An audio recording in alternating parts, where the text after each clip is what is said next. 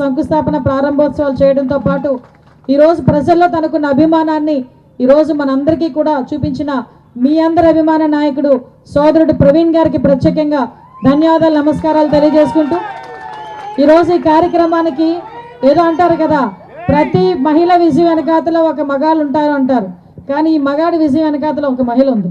ప్రత్యేకంగా లావణ్య గారికి కూడా నేను ధన్యవాదాలు తెలియజేసుకుంటున్నాం. కరెక్టే కదయ్యా, మమ్మల్ని మేము పొగుడుకోకపోతే ఇంకెవరు పొగడరు, అందుకే మేము పొగుడుకుంటున్నాం.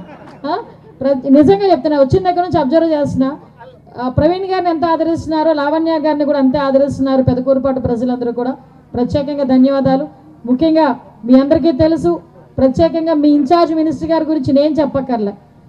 పౌరుషాలగడ్డ పల్నాడుకి incharge minister, at the same time తనకిచ్చిన పనిని నిక్కచ్చిగా నీతిగా నిజాయితీగా పనిచేయటంలో, తనకిచ్చిన పనితో పాటు అంటే ఒక ఎథిక్స్తో కూడా రాజకీయాలు చేయటంలో దిట్ట అని ఎవరైనా చూపించవచ్చు అంటే మా గొట్టిపాటి రవి గారిని చూపించాలి. మా సహచర మంత్రివర్యులు గొట్టిపాటి రవికుమార్ గారికి కూడా ప్రత్యేకంగా నేను ధన్యవాదాలు తెలియజేసుకుంటూ, ముఖ్యంగా వేదిక మీద ఉన్న మండల పార్టీ అధ్యక్షులు, ముఖ్యంగా పెద్దలు మన సాంశివరెడ్డి గారు, అదేవిధంగా మండల పార్టీ అధ్యక్షులు, క్లస్టర్ ఇన్ఛార్జెస్, యూనిట్ ఇన్ఛార్జెస్, అదేవిధంగా బూత్ ఇన్ఛార్జెస్. నేను ఎందుకు ఈ మాట చెప్తున్నా అంటే కేఎస్ఎస్ మన పార్టీకి ఒక బలమైన క్యాడర్ ఉంటుంది అంటాం. ఎస్, నిజంగా ఎక్కడి నుంచి ఉంటుందంటే గ్రామ స్థాయిలో ప్రతి 50 ఇళ్ళకి ఒక కేఎస్ఎస్ దగ్గర నుంచి మొదలు పెట్టుకుంటే ఒక ఎమ్మెల్యే వరకు కూడా ఒక వృక్షంలాగా ప్రతి ఒక్క చోట నుండి కూడా జనాలకు అందుబాటులో ఉంటూ, జనాలకి మనం ఇచ్చే హామీల్ని పర్టికులర్గా చేస్తున్నామా లేదా అని పర్యవేక్షించుకునే ఒక వ్యవస్థే ఈరోజు తెలుగుదేశం పార్టీకి ఉంది. ఆ వ్యవస్థే మొన్న ఎన్డీఏ కూటమితో కలిసి 175 సీట్లకి గాను 164 సీట్లు ఇక్కడికి రావడానికి గల ప్రధానమైన కారణం కూడా అదే. ఈరోజు స్టేజ్ని అలంకరించిన ప్రతి ఒక్క పెద్దలకి, ముఖ్యంగా ఈరోజు ఈ గ్రామంలోని ఈ కార్యక్రమాన్ని ఏర్పాటు చేసిన మన సుబ్బయ్య గారికి కూడా ప్రత్యేకంగా నేను ధన్యవాదాలు తెలియజేసుకుంటున్నా. సుబ్బయ్య గారితో పాటు చాలామంది కార్యక్రమంలో పాల్పంచుకున్నారు. ముఖ్యంగా ఇక్కడికి వచ్చిన మా మహిళా సోదరీమణులందరికీ కూడా పేరు పేరున ధన్యవాదాలు.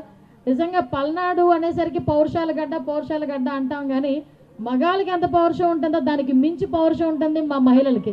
ఆ మహిళల పౌరుషం మీ అందరూ కూడా ఈరోజు ఎన్నో కష్టాలు ఎదుర్కొని ఒక్కసారిగా రిలీఫ్ వచ్చినట్టుగా కూడా లాస్ట్ 5 సంవత్సరాలు నిజంగా చాలా బాధలు పడ్డారు. నేను కాదని చెప్పట్లేదు, ఎన్నో బాధలు పడ్డారు, ఎన్నో అవమానాలు పడ్డారు. మీతో పాటు నేను కూడా ఎన్నో బాధలు పడ్డాము, మేము ఎన్నో అవమానాలు పడ్డాం. ఈరోజు ఇక్కడ కూర్చున్న నా మీద కానీ, గొట్టిపాటి రవి గారి మీద కానీ, మీ ఎమ్మెల్యే గారి మీద కానీ కేసులు లేకుండా ఈరోజు అసెంబ్లీలో 175 మంది ఎమ్మెల్యేలో మనం 164 మంది ఎమ్మెల్యేలు వెళ్తున్నాం కాబట్టి 164లో కూడా చూసుకుంటే 80% ఎమ్మెల్యేల మీద కేసులు ఉన్నాయి.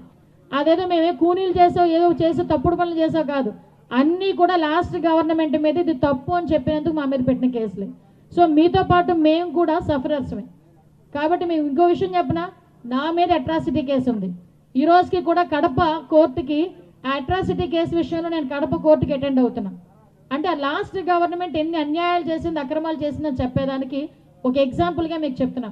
అఫ్కోర్స్ ఆ కష్టాలన్నీ పోయినాయి, చాలా కష్టాలు పడ్డాం, కసిగా పనిచేశాం. తెలుగుదేశం పార్టీ ఎన్డీఏ కూటమి రావాలని పూజలు చేశారు, మొక్కులు మొక్కుకున్నారు, అమరావతి రాజధానికి ఇక్కడే ఉండాలని పాదయాత్రలు చేశారు. ఇదే ప్రవీణ్ గారి గురించి ప్రతి గుమ్మం ఎక్కి దిగి సైకిల్ కోటేయండి అని చెప్పి అడిగారు. మీ అందరి కృషి ఫలితం ఈరోజు మనం అత్యధిక మెజార్టీస్తో మనం 164 సీట్లు చేయించుకొని ఈరోజు ఇక్కడికి వచ్చాం. వచ్చిన తర్వాత ఎన్డీఏ కూటమి పెట్టిన తర్వాత అందరికీ పెద్ద టాస్క్, ఆర్థిక వనరులు లేవు, ఆర్థికంగా చాలా చిదిగిపోయింది, వ్యవస్థలన్నింటినీ కూడా నాశనం చేసింది. అయినా కూడా తిరిగి పుంజుకోవాలంటే దార్శనికత కలిగిన నాయకుడు, విజ్ఞత కలిగిన నాయకుడు మన చంద్రబాబు నాయుడు గారితో మాత్రమే సాధ్యమవుతుందని ఆ రోజు చంద్రబాబు నాయుడు గారు, పవన్ కళ్యాణ్ గారు కలిపి ఆ రోజు నుంచి